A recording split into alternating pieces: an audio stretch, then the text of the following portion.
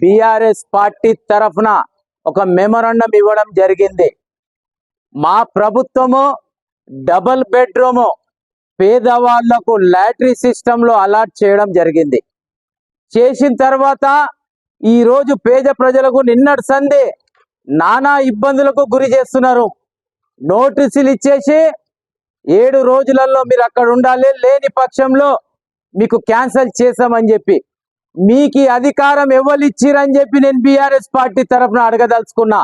ఇది మా కేసీఆర్ గారు కష్టపడి ప్రతి ఒక్కరికి న్యాయంగా చేసిండు. అక్కడ కొద్దిగా వర్క్ పెండింగ్ లో ఉండే, అంతలోనే కాంగ్రెస్ ప్రభుత్వం వచ్చింది.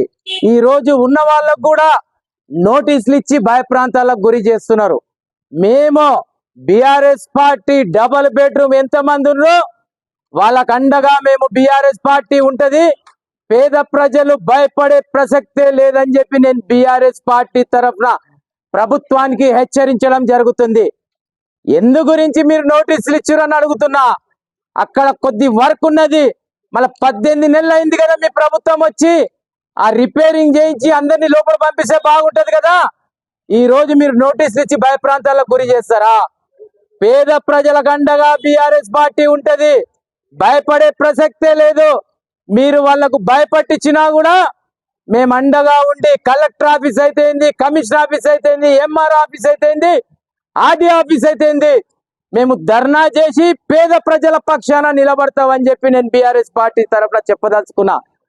ఎక్కడ పోతుందండి ఇది? ఇదే నా పద్ధతి. పేదవాళ్లకు భయపట్టించేది. ఒక్క బస్సు పోతే ఒక బస్సు రాదు. మా గవర్నమెంట్ వచ్చినుంటే ఈ రోజు అన్ని ఫెసిలిటీస్ ఇచ్చి వీళ్ళని ఎప్పుడో పంపించేస్తుంటివి.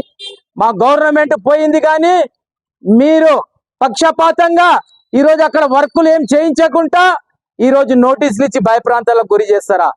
ఈ ప్రభుత్వాన్ని ఖబర్దారాన్ని హెచ్చరించడం జరుగుతుంది. అధికారులకు కూడా చెప్తున్నాను, మీరేదైతే ప్రభుత్వం చెప్పినట్టు ఆటలాడితే రాబోయే త్వరలోనే మా ప్రభుత్వం రాబోతున్నది, గమనించండి అని చెప్పి నేను బీఆర్ఎస్ పార్టీ తరఫున చెప్పదలుచుకున్నా. పేద ప్రజలు ఎండలలో వస్తున్నారు. వాళ్ళు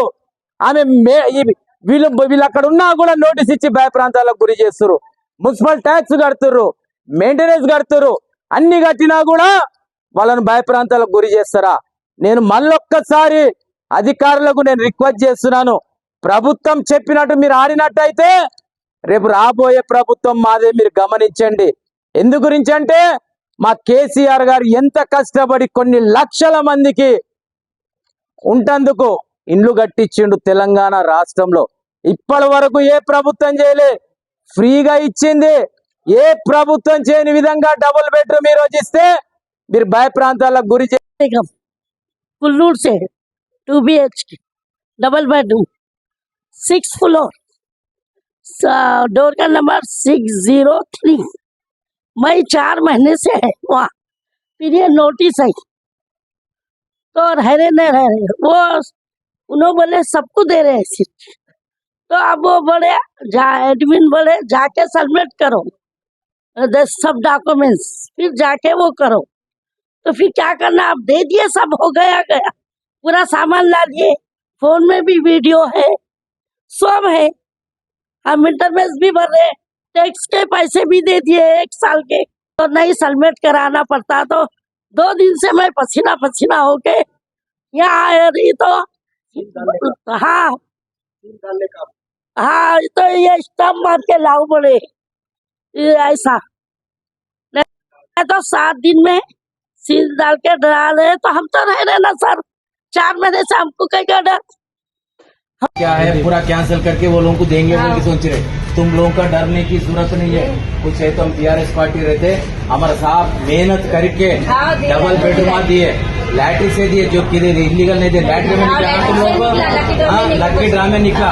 कोई डरने की जरूरत नहीं। कोई ऐसा है तो तुम मेरा नंबर ले लो, मेरे फोन करो, पूरे लोग आप लोग आएंगे, तुम्हारे ग्राहक किधर भी नहीं जाएंगे।